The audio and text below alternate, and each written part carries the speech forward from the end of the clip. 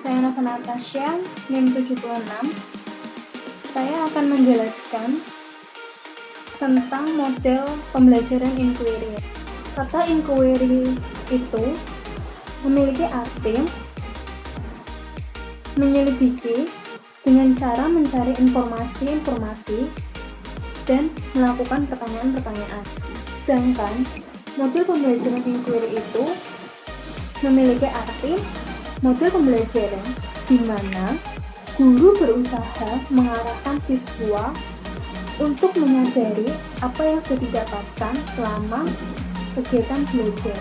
Nah, sekarang saya Nova Natasha dengan rekan saya yang bernama Lutfiatul Amalia akan mempraktikkan strategi belajar mengajar dengan model pembelajaran inquiry. Selanjutnya yaitu sintaks model pembelajaran inquiry. Pada fase pertama terdapat fase menyajikan masalah. Di dalam fase ini terdapat menyajikan masalah yang tidak biasa atau wajar. Yang kedua yaitu kumpulan data verifikasi atau pembuktian, memberi waktu pada siswa untuk mengajukan pertanyaan-pertanyaan yang berkaitan dengan permasalahan yang diajukan oleh guru, dan guru hanya menjawab ya atau tidak. Ya jika alasan tersebut tepat dan tidak jika sebaliknya. Selanjutnya yaitu fase ketiga, pengumpulan data dan eksperimentasi. Pada tahap ini siswa diajak melakukan eksperimen atau mengumpulkan data dari permasalahan yang ada dan melakukan kerjasama dalam mengumpulkan data. Selanjutnya yaitu fase keempat, mengorganisir dan merumuskan penjelasan. Di fase ini merumuskan aturan-aturan atau penjelasan. Selanjutnya yaitu fase kelima, analisis proses inquiry. Jadi di fase ini menganalisis strategi inquiry dan mengembangkan strategi inquiry yang lebih kreatif. Assalamualaikum warahmatullahi wabarakatuh. Selamat pagi murid-murid. Nah, sebelum kita memulai pembelajaran pada hari ini, kita angkat lebih baiknya berdoa terlebih dahulu. Berdoa dimulai. Berdoa selesai. Sekarang Ibu akan mengabsen terlebih dahulu ya, siapa yang nggak masuk.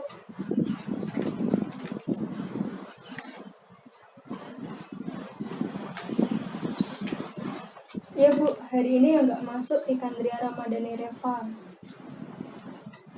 Nah, pertemuan sebelumnya kan kita belajar tentang nutrisi yang diperoleh dari makanan yang kita makan yang akan diserap oleh tubuh. Nah, pada pertemuan kali ini kita akan membahas tentang sistem pencernaan. Tujuan pada pembelajaran kali ini yaitu siswa dapat menyebutkan organ pencernaan dalam sistem pencernaan manusia dengan percaya diri setelah membaca literatur. Yang kedua, siswa dapat menjelaskan proses pencernaan dalam tubuh manusia dengan rasa ingin tahu setelah membaca literatur. Yang ketiga, siswa dapat memanfaatkan model saluran pencernaan dengan tanggung jawab setelah guru menyampaikan materi.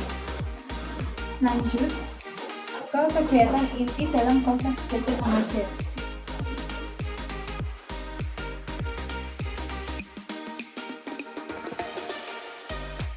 Murid-murid, saya ingin bertanya, mengapa dalam proses pencernaan manusia makanan yang masuk ke dalam sistem pencernaan harus dipotong menjadi kecil-kecil terlebih dahulu? Nah, kalau dia menjawab silakan angkat tangan ya. Saya Bu, Saya akan mencoba menjawab pertanyaan dari Ibu.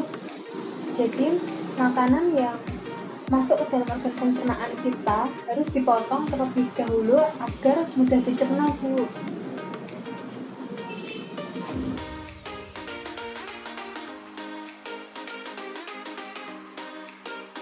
Yap, betul.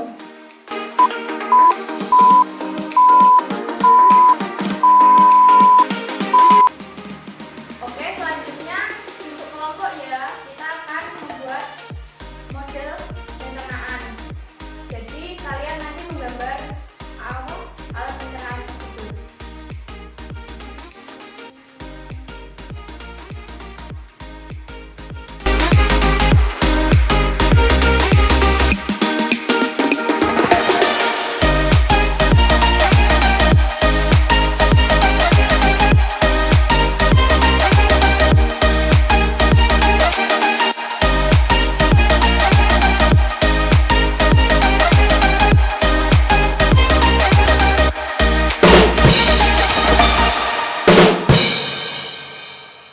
Oke, selanjutnya kalian mengisi LKPD yang telah Ibu sediakan.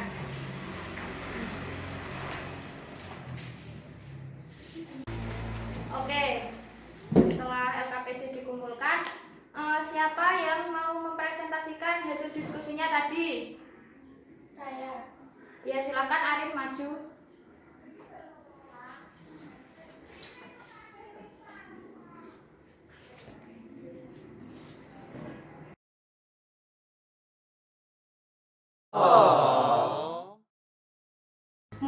Mulut terdapat gigi, lidah, dan kelenjar air liur.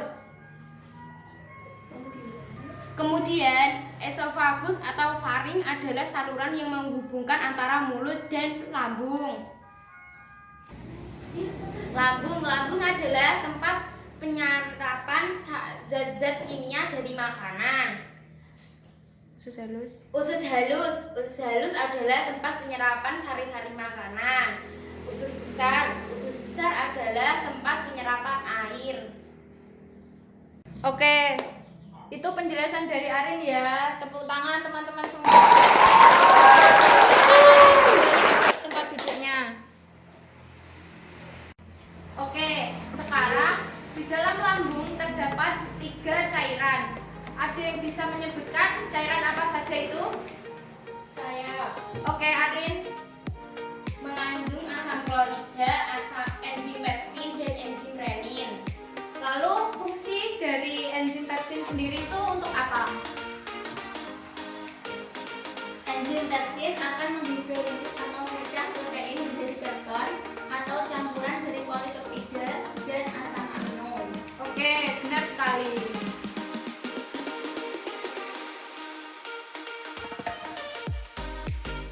Jadi, kesimpulan dari pelajaran yang kita dapatkan pada pertemuan kali ini yaitu ketika makanan yang masuk ke dalam tubuh kita dipotong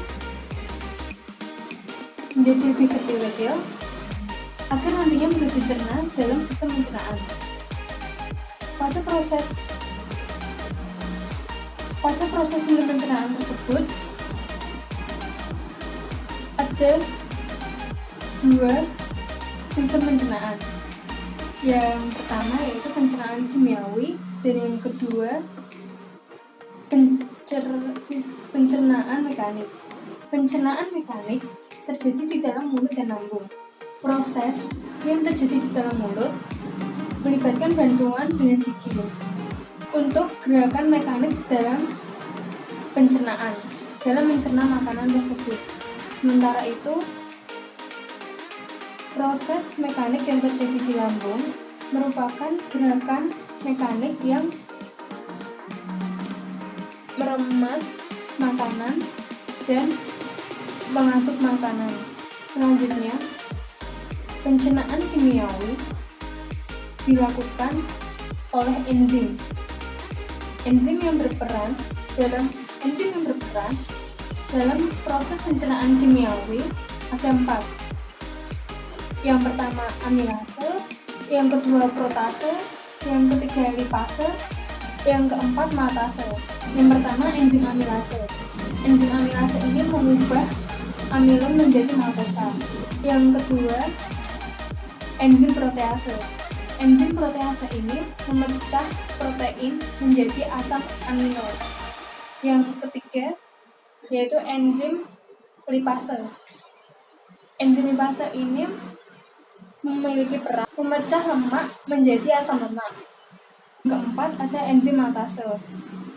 Enzim maltase ini mengubah maltosa menjadi glukosa. Nah, selanjutnya adalah organ pencernaan. Organ pencernaan yang pertama yaitu terjadi pada mulut. Mulut ini tempat masuknya makanan sebelum ke esofagus. Nah, pada saat di esofagus ini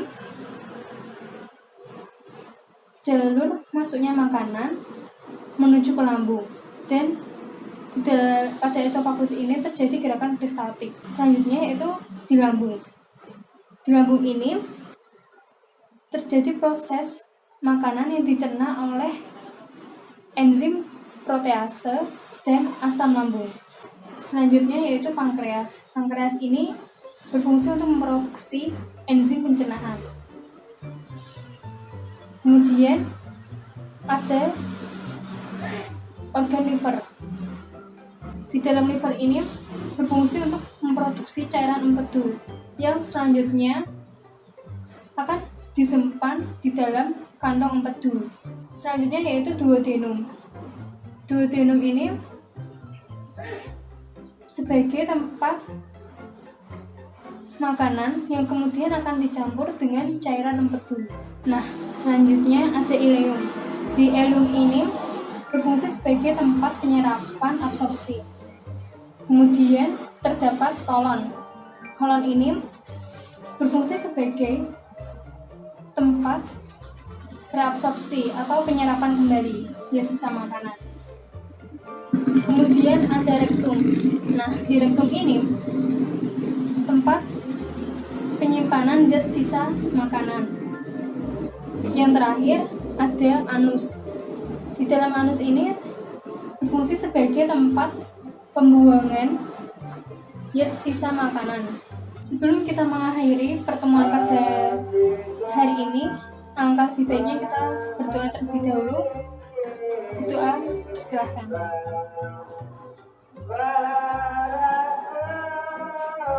Selesai, cukup sekian apa yang saya sampaikan, semoga bermanfaat.